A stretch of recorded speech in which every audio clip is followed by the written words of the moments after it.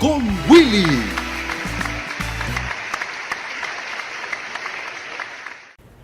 Amigos, bienvenidos. En esta ocasión conmigo el doctor César Augusto Calderón. El invitado de este día es César Augusto Calderón, doctor en jurisprudencia y ciencias sociales, escritor y poeta, autor de poesías inéditas, que, aunque se enfrentó a situaciones difíciles durante su infancia, logró salir adelante y convertirse en un profesional destacado.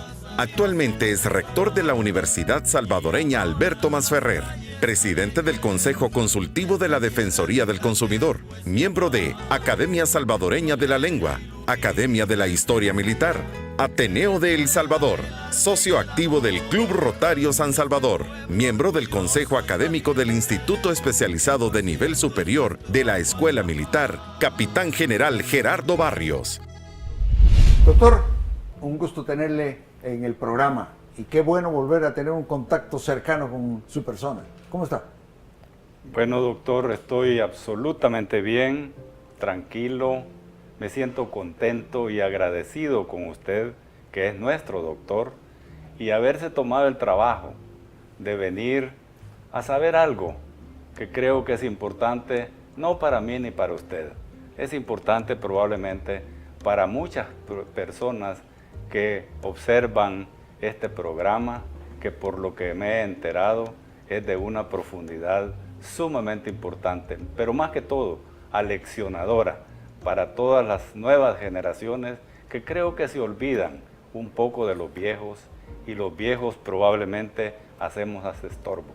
Y usted está de verdad incursionando en un área sumamente importante para que queden los testimonios de aquellas personas que amamos a nuestro país. Y hay que tener en cuenta lo que dijo el doctor, que los viejos, no, es que los viejos también fuimos jóvenes y también vivimos nuestras propias sacudidas y revoluciones emocionales. Y cuando uno conversa con gente importante, como en este caso el doctor Calderón, dice, bueno, el rector de la Universidad Salvadoreña Alberto Masferrer, pero el doctor no nació en la silla de oro para sentarse aquí en la rectoría, no. Él comenzó, inclusive, caminando y caminando y caminando kilómetros para estudiar, para iniciar sus estudios. O sea que estamos hablando de la primaria. ¿Y esos kilómetros de caminar, cuántos eran más o menos, doctor? Bueno, nosotros vivíamos fuera de la ciudad, aproximadamente a 3 kilómetros de distancia de donde estaba la casa de campo y llegar a la ciudad. Y eso era como en ese tiempo, el principio era la escuela de tiempo pleno, entonces pasábamos en la mañana y en la tarde. O sea que salir en la mañana a caminar ese número de kilómetros, a regresar a almorzar a la casa, a regresar nuevamente a la escuela y ya en la tarde a regresar otra vez a la casa. O sea que ni por mucho que usted comiera iba a engordar con toda esa caminada que pegaba diaria. Pues de ninguna manera, yo era una persona bien sumamente delgada. Ajá. Sí. Ahora, ¿por qué caminar y no quedarse a mediodía en la escuela, sino que volver a correr el trecho o a caminar el trecho? Esa pregunta me da mucho sentimiento. Ajá. Porque no teníamos dinero para comprar un refrigerio, no teníamos dinero más que el que se gastaba en la casa. Entonces, forzosamente tenía que regresar a comer en la casa y a regresar a la escuela. ¿Eso significaba en tiempo cuánto, doctor? ¿Unos 30 minutos de ida y 30 de vuelta? Más o menos 45 minutos de ida y 45 minutos de regreso. O sea que a mediodía usted estaba consumiéndose hora y media en ir y volver. Exactamente. ¿Y el espacio del mediodía en la escuela cuánto era? 2 horas. 2 horas. Entonces solo llegaba, comía y fuera. Afuera, sí. Bueno, pero eso le tocó a usted. ¿Y eso fue toda la primaria? Toda la primaria y parte de la secundaria. toda la primaria porque estudiaba en una escuela que se llamaba Alfredo Espino, era urbana mixta. Y ahí estudié mis primeros hasta el 6º grado, que era como se dividía la educación en ese tiempo. Después pasé al instituto a sacar mi bachillerato. Ahora, en ese tiempo de caminar y caminar, porque estamos hablando de varios años, pues, entonces, ¿usted no se decepcionó en algún momento de tanto caminar y pensó, no, ya no voy a estudiar? Fíjese que muchas veces la vida para la gente que nace sin oportunidades es durísima, muy, muy dura. Y muchas de esas veces yo pensé en ya no seguir. Pero mi papá, que fue subteniente del ejército, tenía un carácter pero sumamente tremendo y disciplinado. Entonces me dijo, si querés comer gordo algún día, tenés que hacerle frente a todas las dificultades que se te están dando hoy y que se te van a dar en el futuro. Porque el camino de la vida, hijo, es sumamente duro. Y solo aquel que tiene un verdadero deseo de triunfar es el que hace y reta a la vida para salir adelante. ¿Y esas palabras sabias calaron profundo en usted o él insistió varias veces para que usted entrara en el entendimiento de eso? Era cada día quizá, Vaya. porque un niño es inquieto, un joven no sabe exactamente cuál es su derrotero, no sabe que la vida adelante lo va a estar esperando con mejores cosas o con peores cosas, no se sabe. Pero entonces él era disciplinado para decirme quizás casi todos los días, porque yo fui un niño muy inquieto. Sigue siendo inquieto. Y sigo siendo inquieto. Sí. Compositor, poeta, etc. Ahora, su papá, a pesar de ser militar, estaba siempre en la casa. Estaba siempre en la casa. Él, como me acuerdo yo, nosotros somos de una familia muy reconocida en Aguachapán. Lamentablemente, las circunstancias propias en las que estuvo mi papá, que fue despojado completamente de sus bienes por sus hermanos menores. Entonces, claro, nos hundieron en una extrema pobreza. Y esa extrema pobreza nos hizo realmente quizás rediseñar toda nuestra existencia. De tal manera que mi papá a veces estaba en la casa, a veces salía a hacer pequeños negocios, pequeñas cosas, como para poder proveer lo que necesitábamos en casa. ¿Cuántos eran ustedes? Éramos 7. Pues, imagínense, Éramos 7 hijos. Ahora, cuando usted dice que descendieron a ese nivel de pobreza, entonces, ¿qué edad tenía usted cuando sucedió ese cambio? ¿O usted ya nació con ese nivel de escasez? Ya nací con ese nivel, porque yo soy el primer hijo del segundo matrimonio de mi papá. Entonces, a mí me tocó lo más duro de todo, porque obviamente una persona que le decían Don Rogelio por la familia, pero el Don Rogelio no tenía absolutamente nada de Don Rogelio.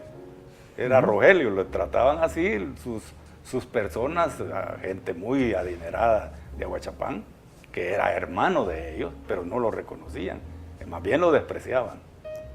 Y usted, pues, vivió entonces en esa lucha y con ese clima de, quizás hasta de desprecio, ¿no? Casi de desprecio. Efectivamente, yo me recuerdo una anécdota de esa época, que una tía mía, muy, muy rica de Aguachapán, cuando yo me bachilleré, perdón que llegue ahí, pero podemos ir y venir, creo que no hay problema, me dijo que me quería ver. Y mi papá me dijo, mira, aunque yo no estoy de acuerdo, ve a verla. Y fui a verla. Y lo que me regaló fue un paquete de corbatas viejas. Muy generosa. Muy generosa. Y me dijo uno de los amigos con los que andaba ahí, me dijo, mire, botemos esto no sirve para nada, me dijo. Y efectivamente lo dejamos en el mismo basurero de la casa de ella.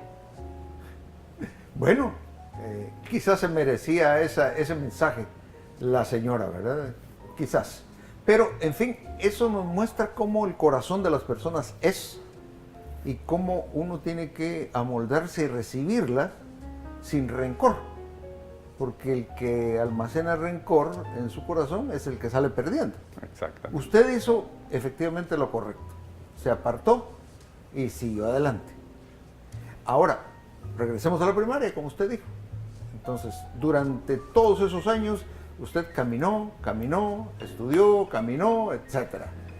¿Cómo se divertía César Calderón en esas circunstancias? Como se divierten todos los niños de la calle, jugando trompo, capirucho, matadero, yoyo, todo ese tipo de cosas que son propios de los niños de la calle. Ajá. Y yo era un niño de la calle. Ajá. Es decir, a mí nadie me andaba cuidando, venga para acá, vaya para allá, absolutamente nada. Es más, a partir de segundo grado, yo me fui a matricular a la escuela. Ya no me matriculaba nadie, porque mi papá no podía, mi mamá tampoco.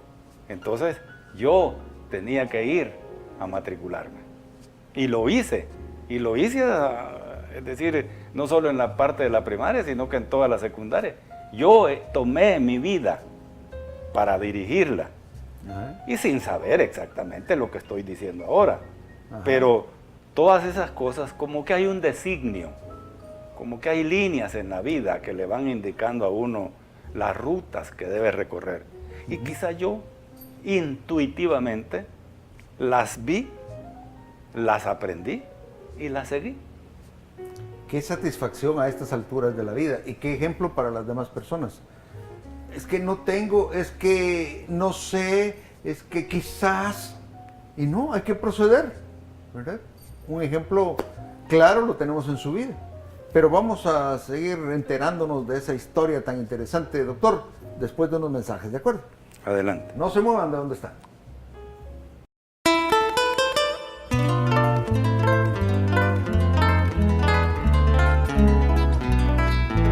Participó como síndico de la Cruz Roja Salvadoreña, miembro de la Junta Directiva de la Dirección Nacional de Medicamentos y miembro de la Junta Directiva de Antel, ANDA, INPEP y Fedecrédito. Continuamos con el doctor César Augusto Calderón, rector de la USAM. Usted entonces llega a graduarse de la primaria. ¿Qué significó eso para usted en términos de recuerdos? Bueno, en términos de recuerdos, grandes satisfacciones, porque el fenómeno de la deserción a nivel del sistema educativo público y privado es funesto. Yo recuerdo que entramos a primer grado 35 niños y apenas nos graduamos terminando la primaria 11. Eso significaba que toda esa cantidad de personas, niños, se habían ido quedando a lo largo de los grados, de los diferentes grados, del 1 al 6. Y yo fui un afortunado. Entonces, gané el primer lugar en la escuela primaria, me dieron un certificado, que perdí, por cierto. Lástima. Lástima porque me gustaría tenerlo, porque fue quizás como uno de los primeros triunfos que yo tenía, porque gané el primer lugar en la escuela. El primer lugar era el abanderado de la escuela. Yo fui el abanderado de la escuela el 15 de septiembre.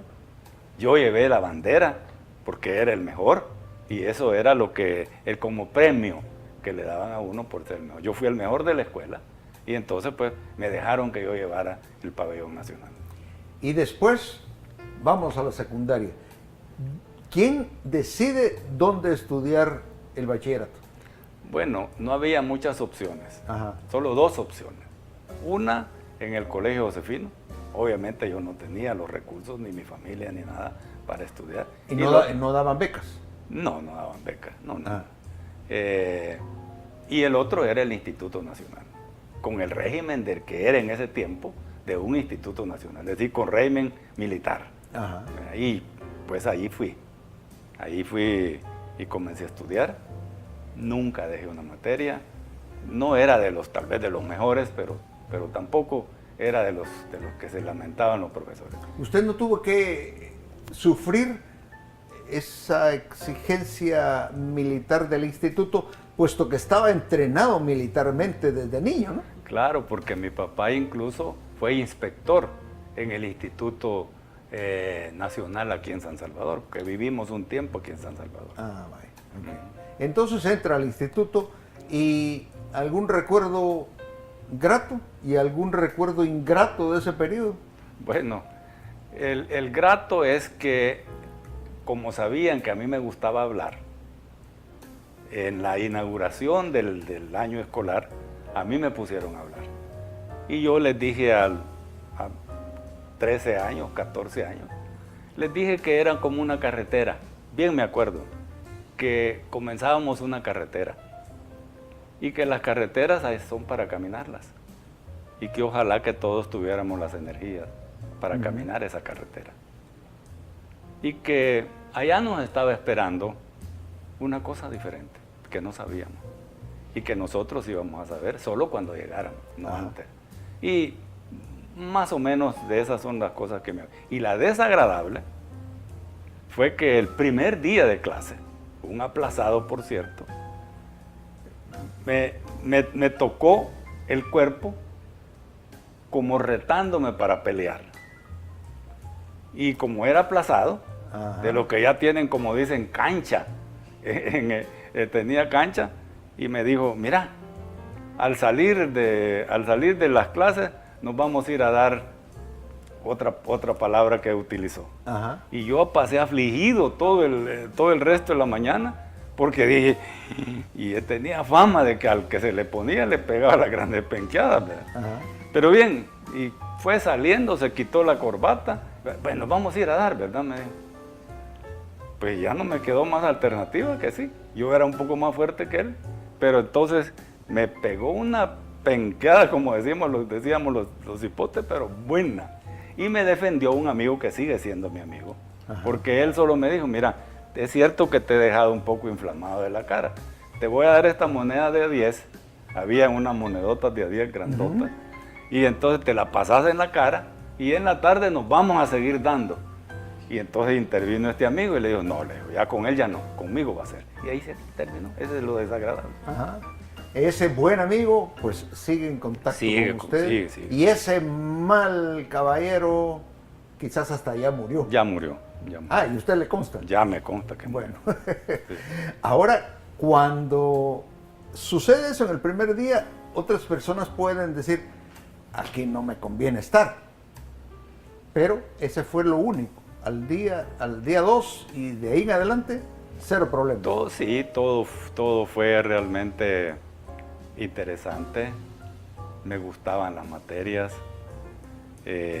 Como acabo de mencionar, pues tal vez no era de los primeros alumnos, pero los profesores me conocían, me reconocían, y yo creo que básicamente me reconocían porque sabían que yo algo podía desarrollarme en público y que no tenía ningún temor a que me escucharan absolutamente. Entonces quizás eso me ayudó para que me ocuparan, como dicen, como trapito dominguero.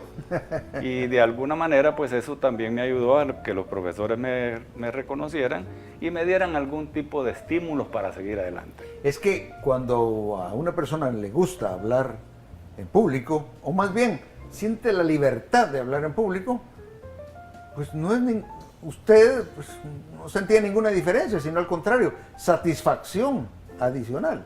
Sí. Otras personas tiemblan de solo pensar que van a tener que enfrentarse a un público, a un pequeño, ¿no? Para usted, cero. Ahora, algo que se me vino a la mente y olvidé preguntarle es, ¿ese primer discurso que usted dio fue improvisado o lo preparó? No, a mí no me gusta. Yo soy enemigo de leer. A mí me gusta, es más, quizá a veces no puedo ni leer muy bien, porque no me gusta leer. A mí me gusta este tipo de conversación porque siento que la manejo mejor. Y escribir discursos lo hago porque es protocolar.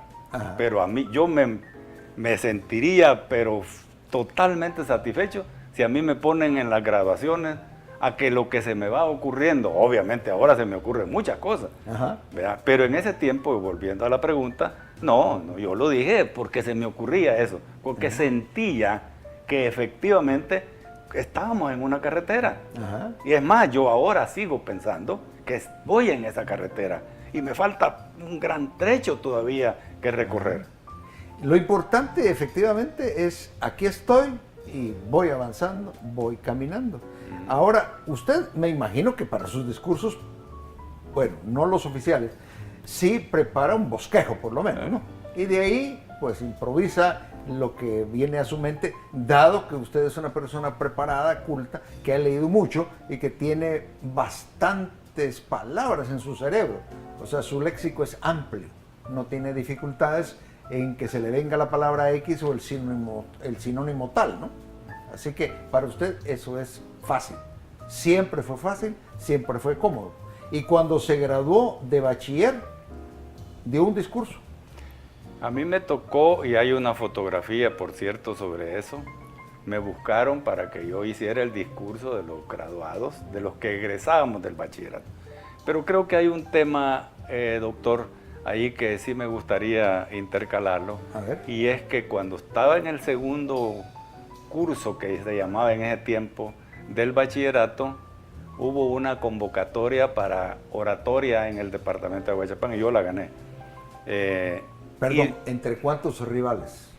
Los que llegamos al final éramos 5. Pero de entrada, 40. No los conté porque Ah. yo fui de los clasificados Vaya. por el instituto para participar en este concurso de oratoria. Y lo que tampoco tengo el certificado. Lo que conservé hasta, porque regalé los libros, me regalaron El hombre mediocre y me regalaron El espíritu de las leyes de Montesquieu. El hombre mediocre de José Ingeniero y El espíritu de las leyes de Montesquieu. Y no me gustó leer El espíritu de las leyes de Montesquieu, pero sí me llamó la atención El hombre mediocre y lo leí y me produjo un impacto tan fuerte la lectura de ese libro de José Ingenieros. Perdón, paréntesis. Con el solo nombre, ¿usted qué pensó? Pensó que yo no era ese. De entrada. De usted dijo, solo ver, ese no soy yo. yo no soy. Ah, y lo confirmó cuando empezó a leerlo. Pero entonces me hice, y ahí sí, consentido totalmente. Yo no quiero ser un hombre mediocre. Yo quiero triunfar. Y quizás fueron como las primeras expresiones realmente conscientes que yo estaba haciendo. Quizás eran como los primeros atrevimientos a retar la vida. Y entonces estaba consciente. Leí como 3 veces El hombre mediocre. Y cada una de las páginas de ese hermosísimo libro, que después se convirtió casi como en mi Biblia. Ajá. Lo leía cada vez que había una oportunidad, lo leía. Y el espíritu de las leyes de Montesquieu, nunca lo leí. Y estudié leyes. Y sin embargo, nunca leí ese libro. Lo vine a leer ya profesional, Ajá. porque tenía obviamente la necesidad de hacerlo. Ahora, doctor, de eso vamos a hablar en el siguiente segmento. ¿Cómo es que usted entra a estudiar leyes? Porque entiendo que al principio su mente andaba por otra parte. Exactamente. Así que no se muevan de donde están. Hemos vivido este día como el Su labor lo ha llevado a recibir diversos reconocimientos del Instituto Salvadoreño del Seguro Social por apoyo brindado en procesos de formación continua a empleados. Antel, por su meritísima labor en el desempeño de director. ANDA, por su valiosa colaboración con la institución en 1981. Doctor, entonces cuando usted sale del bachillerato, decide que va a la universidad, lógico, ya su mente estaba preparada para seguir aceptando retos, pero no se decide por leyes, sino por medicina.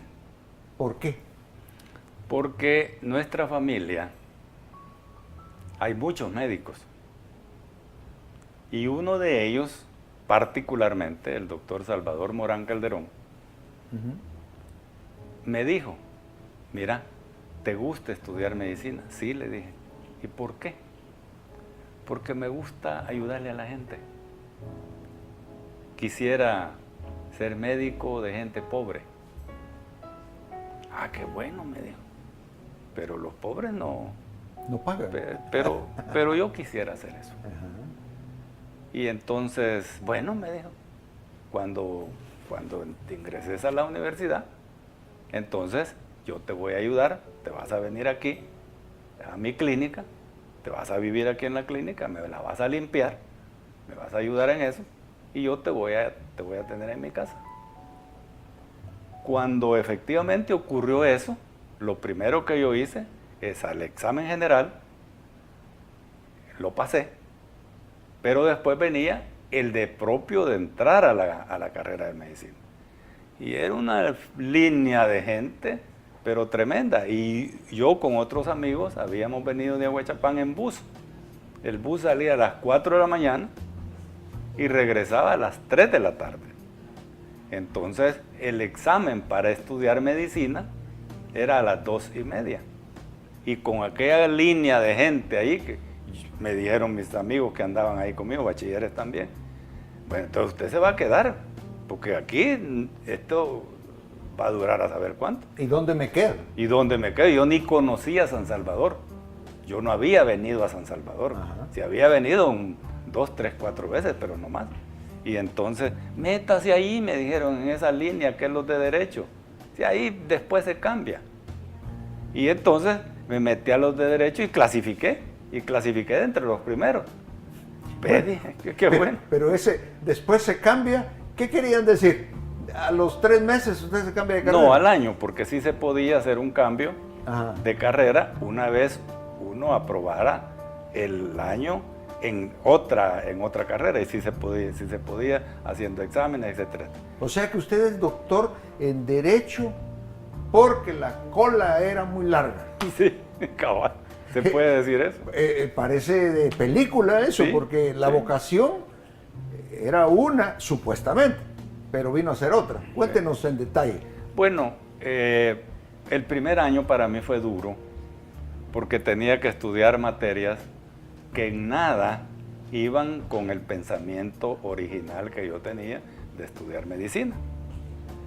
Pero entramos 130 al primer año. Y en la Universidad de El Salvador no era para pasar, era para quedarse aplazado. Y entonces en el primer parcial, que así se llamaban los exámenes, se quedaron como 90. Y yo fui de los pocos que pasé. En el segundo parcial se quedó otro montón. Y yo no me quedaba. Y en los exámenes finales, entre los aplazados del año anterior, pasamos 25 a segundo año. Entonces mi reflexión fue, bueno, quizás no soy tan malo para estudiar Derecho. Y las materias me comenzaron a gustar. Pero, ¿y la añoranza de ser médico desapareció? Se fue desvaneciendo y se desvaneció. Amé mi profesión de doctor en jurisprudencia y ciencias sociales y amo mi profesión. Entonces, segundo año ya definido y a consagrarme en esto. Era mi destino, y así lo interpreté después, ser abogado. Y lo fui. Los siguientes años no hubo dificultad ninguna en seguir la carrera. No, en absoluto. ¿Y en qué nivel andaba usted? ¿Entre los primeros 10? Quizás entre los primeros 8, diría yo. Sí. En esa época, al final de la carrera, ¿había exámenes orales? Había 3 exámenes orales, 3 privados que se llamaban. Se escribía una tesis y después venía la parte del doctorado. Yo saqué los 3 privados, escribí mi tesis y me doctoré. Ahora, esos 3 exámenes privados eran ante 3, 4 personas de alto nivel de la carrera, quienes, me imagino, los hacían sudar bastante, doctor. Claro, Eran tres doctores. Ajá. El privado es solamente uno como sustentante, Ajá. 3 examinadores. O sea, imaginemos el cuadro. Un salón donde solo hay un sustentante y 3 devoradores Sí. con preguntas totalmente inesperadas. Totalmente inesperada porque no hay programa, no hay Ajá. guía, no hay como ahora, que creo yo que hay algunas guías, hay algo, como más facilidades, digo yo. Ajá. No le pongo otro calificativo. ¿Cuánto duraba esa? 3 horas. 3 horas. Tremendo. 3 ¿Y horas. cómo? Cuéntenos esa experiencia desde horas antes de llegar. Bueno, imagínese usted que uno ha estudiado, pero a más no poder. A más no poder. Es decir, es desvelo día, mañana, tarde y noche, de estar pensando en el examen, de adivinar lo que los profesores le pueden preguntar a uno, estudiar las materias por todos lados, hasta que, bueno, dice, estoy preparado, sí o no, y es sí o sí. Y entonces a someterse al examen, y los profesores, ahí me imagino, porque yo después he sido examinador de privados de doctorado, Ajá. entonces uno mira a los muchachos y los mira con una diferencia abismal, ¿verdad? Entonces comienza con ese, imagínese aquel nerviosismo, ¿verdad? Pero al final yo creo que los profesores lo que exploran es, más que todo creo yo, o al menos lo que yo hacía, y creo que ellos también, aunque no estoy en la cabeza de ellos para poderlo decir, pero creo que más que todo la capacidad de raciocinio, porque para mí lo más importante es si una persona puede pensar. Ajá. Entonces se convertía ya en un abogado, pero con base, no en un quiero ser abogado. O sea, no había misericordia, llamémosle, ¿verdad? No había misericordia. Entonces, en esas 3 horas, 0, paréntesis, 0 vasito de agua, 0 café. Sí. Así era. Sí, 3 horas, sí, ta, sí. ta, ta, Sí. ta, y conteste, bachiller. Además, bachiller, bienvenido, bachiller Calderón. Bachiller, sí, no, una cosa. Es decir, yo lo comparo eso como la Santa Inquisición. ¿Verdad? Que uno casi llegaba en la calidad de hereje, ¿verdad? Porque comenzaban aquellas preguntas, es decir, no estaban con los atuendos propios de la época de la Inquisición, Ajá. pero las expresiones, la manera de preguntar, a veces preguntas de doble sentido. Y eso, justamente lo que creo yo que era el objetivo, es de cómo piensa uno, cómo sale de un problema, cómo lo aborda. Ujú. Y obviamente eso le sirve en el desarrollo profesional. Y yo sentí después que eso me había servido muchísimo. ¿Cómo pasó usted? Por unanimidad. Los 3 privados por unanimidad. Excelente. Sí. Y dígame, a esas alturas del desarrollo de su vida, primaria, bachillerato y la universidad, ¿cómo lo vio su familia? Bueno, yo me convertí en cierta medida, doctor, en soporte de mi familia. Pues yo era el mayor, yo les ayudé a todos mis hermanos. Son profesionales todos. Y me da mucho orgullo, de verdad, decir lo que yo les ayudé. Les ayudé no solo a estudiar, sino que al que adquirieran sus propias viviendas. Ujú. Le ayudé a mi mamá y a mi papá a adquirir su propia vivienda. Me los traje de Aguachapán para acá. Mi papá estaba enfermo, ya muy mayor. Él murió de 87 años. Mi mamá murió de 80. Entonces, yo me los traje. Porque comencé a tener un éxito realmente impresionante. Quiero decirle que comencé a trabajar desde que era bachiller. ¿En qué? En la litis, como le llamaban en ese tiempo. O sea, de entrada... usted- No de entrada, porque había una materia que se llama instrucción criminal, que ahora se llama procesal penal 1 y 2. Ujú. En nuestro tiempo se llamaba instrucción criminal. Y yo tenía el deseo de probar si efectivamente podía defender gente. Y lo hice. Y tenía una clientela impresionante de gente, de ladrones, de esto, del otro. Yo defendía al que se pusiera porque yo necesitaba ganar dinero. Y ganaba bastante dinero. Y no les cobraba caro. No, no les cobraba caro. No. Uno que todavía lo estoy esperando a ver si viene para pagarme. Lo libró, pero no ha pagado. No. Y eso hace muchos años. Y hace muchos años. Es más, le cuento porque es una anécdota bonita que me viene al recuerdo. La hermana de él trabajaba en la Loa. No sé si usted se recuerda que había por aquí una cervecería. Sí.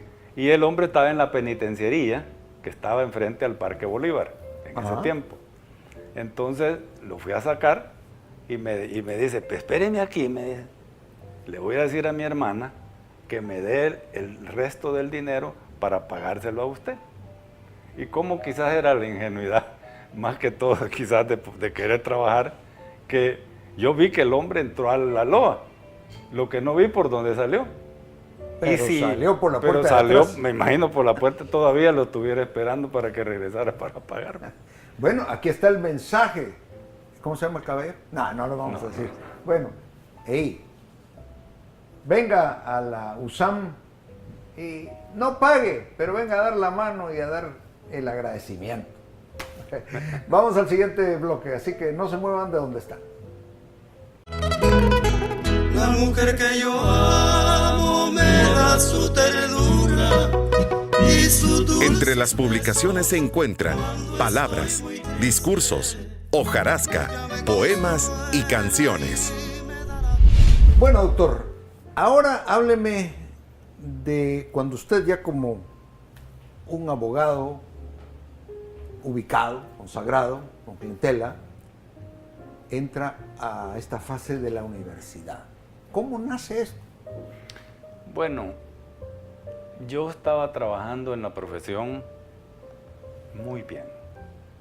Fui abogado de la empresa más grande del país, que era la CAES, la que nos proveía el suministro eléctrico. Y quizá la gente, cuando uno trabaja en ese tipo de empresas, cree que sabe todo. Y me buscaban, pero de cantidades de empresas para que les ayudara en sus problemas legales. Y comencé a tener una cantidad de clientela, llegué a tener casi 200 clientes. Y los podía atender a todos. Sí, porque tenía una oficina grande. Llegué a tener 15 abogados trabajando, bachilleres, secretarias. O sea, tenía una oficina grande, tenía un edificio propio, que era donde desempeñaba mi trabajo. Entonces, coincidentemente, la persona que me atendía de los dientes, un odontólogo, me dijo que estaba surgiendo la idea de fundar una universidad privada. Y le dije que yo no tenía absolutamente ningún interés en ello. Pero habló con mi señora y mi señora le dijo lo mismo. Pero al final algo pasó ahí. Es que en el fondo ahí se cumplía aquello de que usted siempre pensó desde joven ayudar a las personas. Probablemente sí, y tiene usted razón, aunque no había hecho esa reflexión, pero es muy atinada esa reflexión. Entonces, le dije que yo podía ayudar, pero yo sé que estaba en el ejercicio profesional y que si les parecía así, pues entonces les ayudaba, y si no, no. Y aceptaron en ese momento que yo fuera a mi oficina, viniera solo a las reuniones de lo que llamamos en la universidad la Junta Central de Directores, que es el equivalente a una junta directiva de una sociedad anónima. Y efectivamente venía solo los días jueves y me regresaba a la oficina, porque yo trabajaba bastante. Y comencé a saborear, para ponerlo en perspectiva de gustos, comencé a saborear lo que es el contacto con la juventud, lo que es el contacto con otras personas que no están pensando en la utilidad al final del ejercicio, sino que están pensando en cómo incrementar los beneficios para la juventud. Y me gustó el concepto. Entonces me fui involucrando poco a poco, y llegué a un momento en el que dije, yo me quiero retirar. Perdón, ese involucramiento paulatino se refiere a que ya no venía, bueno, aquí en este lugar era también, en este edificio. Bueno, entonces ya no venía a este lugar los jueves, sino que también venía otros días, otras horas, Otros días, otras a horas. tener conversaciones, a inmiscuirse en el asunto. A participar en la administración. Ajá. A mí me gusta mucho la administración. Entonces, comencé en ese orden de cosas a involucrarme cada vez más. Y se fueron dando las oportunidades hasta que un buen día me dijeron que si me quería hacer cargo de la rectoría de la universidad. Eso hace 15 años. Les dije que sí. Sin Y- dudarlo. Sin dudarlo. Es decir, eso ya ha implicado muchísimos esfuerzos, sacrificios de ordenar, de dirigir y más que todo de trazar estrategia. A mí me gusta mucho eso. Me gusta pensar, me gusta proyectar, me gusta platicar con la juventud. ¿Y Que quién heredó la oficina que tenía montada? Mi yerno, Patricio Alfaro. Ah, bueno. Él se quedó con la oficina. Ahí sigue adelante. Y él sigue adelante, un muchacho, un abogado joven de mucho éxito y está trabajando. Y usted, un rector de mucho éxito. Bueno, gracias por el concepto. Espero justificar esa afirmación. Bueno, yo he visto cómo lo ven los jóvenes. No lo ven un rector lejano, sino que es un amigo quien sin duda les puede ayudar en algún momento. Y posiblemente no le pidan nada, pero sí lo sienten cercano. Me gusta la juventud. Me gusta que ese sufrimiento que yo tuve, enseñarlo para que no pasen ese tipo de circunstancias tan duras y difíciles como yo las pasé. Entonces, en ese sentido me convierto como en un testigo, pero un testigo hablante y exigente. Y soy muy exigente, muy, muy exigente. Primero conmigo y después con las personas que están conmigo, que por cierto me tienen quizá mucha simpatía y mucho cariño. Pero eso me hizo además pensar en cómo dejar esos testimonios. Y así fue como surgió ese famoso libro que yo le puse palabras. Que lo pensé muchísimo antes de ponerle palabras, porque es lo que permite la comunicación. Esto que hace tan rica esta mañana, esta conversación con usted que la estoy disfrutando tremendamente. Igualmente. Entonces eso dije, bueno, voy a dejar ese testimonio a los jóvenes. Entonces se me ocurrió poner los discursos de graduación, ponerlos en un libro. Y ahí está el testimonio de lo que yo quiero para la juventud. Y cuando salgo me gusta estar platicando con los jóvenes, molestándolos. Porque la juventud de ahora son tremendamente listos. Uno cree a veces que eso no es así. Está equivocado el que piensa eso. Los jóvenes de ahora, que lo miro, son mucho más despiertos que uno, al menos que yo. Y tienen una cantidad de recursos que si nosotros probablemente los hubiéramos tenido antes, pues a saber dónde estuvieran. Pero entonces me gusta la juventud. Me gusta a veces por su ingenuidad. Me gusta a veces por su picardía. Me gusta a veces por sus alcances. Me gusta incluso por el léxico. Porque usan un léxico, a veces uno no lo quisiera escuchar. Pero bueno, ese es como parte del calor, para ponerlo de alguna manera, de ellos en su comunicación. Y me gusta eso. Y entonces lo disfruto. Y lo disfruto de verdad. Y quizás se me nota hasta en la entrevista que cuando ya hablo de esto, me siento como más cómodo. Claro. Me siento más a gusto. Porque hablo de ellos y para ellos. Y ojalá que ellos tomen a bien todos estos testimonios que uno realmente los deja para ellos, no para uno. Porque a mi edad, pues lo que tiene que pensar uno es qué hacer, no qué no hacer. Yo amanezco pensando los días qué voy a hacer, no qué no voy a hacer. Es al revés exactamente. Y dígame, ese sentir y esa cercanía con los jóvenes ha propiciado que su universidad también se preocupe de becar o de medio becar a muchos de ellos que no tienen los recursos, pero que sí desean, más de que es notorio que tienen el hambre. Mire, doctor, nosotros no anunciamos mucho, Pero todas esas grandes páginas que usted mira en los diarios, de 10 becados, 15 becados, nosotros todos los años damos un promedio de 200 becas. Full. Full estudio. Pero estudio, Claro. no Sí. otra cosa. Pero damos, a veces, el año antepasado dimos 250 becas, porque nos gusta ayudarle a las personas que no tienen en la bolsa, pero tienen en la cabeza. Y nosotros premiamos el talento. Nosotros nos gusta la gente talentosa. Hay gente que ha hecho toda su profesión sin pagar un solo centavo. Yo tuve el gusto de conversar con una señorita cuando ustedes me entregaron el doctorado honoris causa aquí en esta universidad. Y salió a la plática. Le dije, ¿y tú cómo estás? Yo muy bien, gracias a Dios, gracias a esta universidad. Eso sí, no me puedo descuidar en mi nivel. Yo tengo que mantener este nivel para continuar gozando de la beca. Te felicito. Sigue. A estas alturas probablemente, porque eso fue hace 4 años, probablemente ya se graduó. Pero eso es realmente dejarle algo a los demás.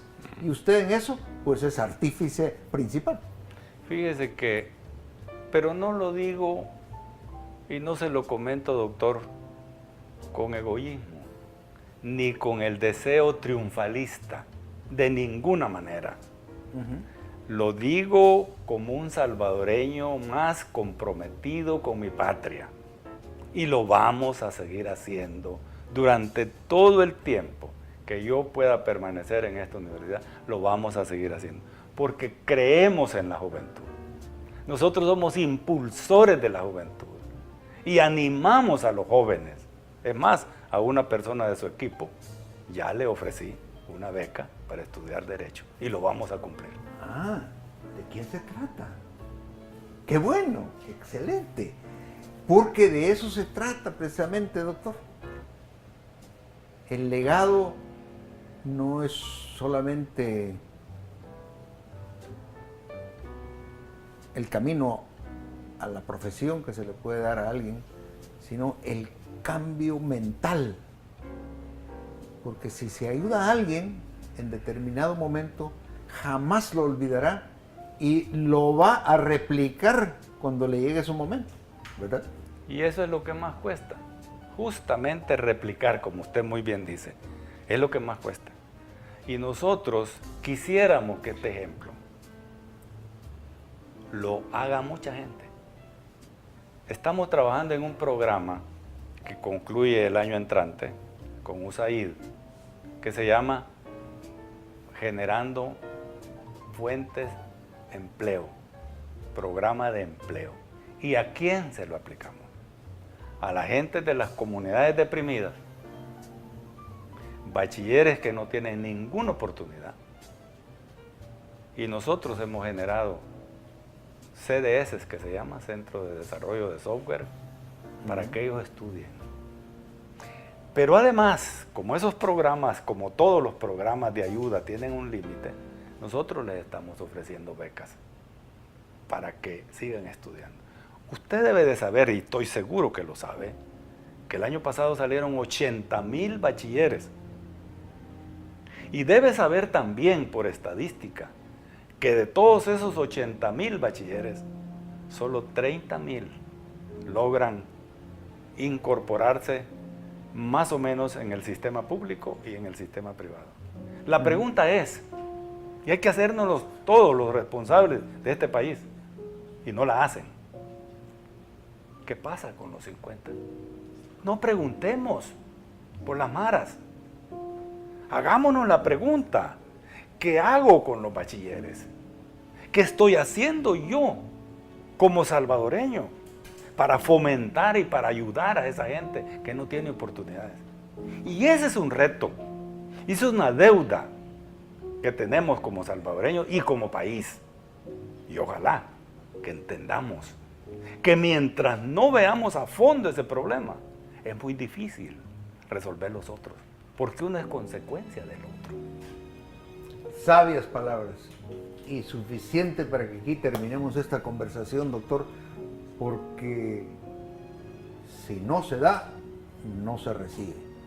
Y quien recibe, cambia su mentalidad.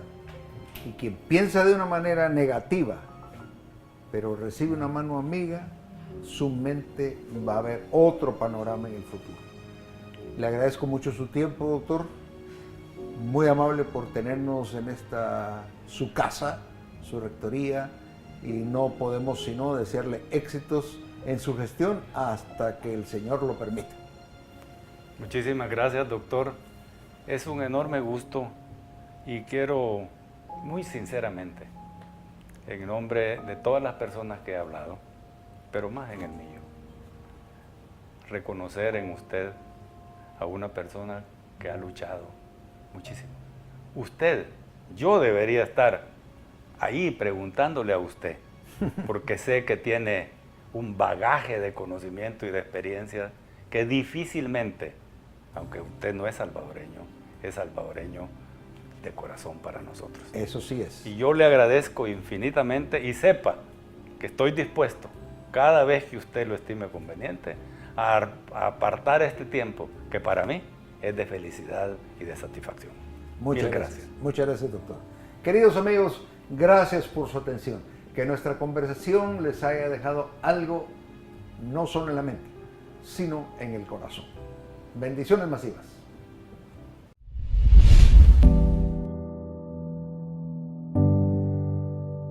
Este fin de semana estará con nosotros. Una sonrisa basta para cambiar los sentimientos de una persona.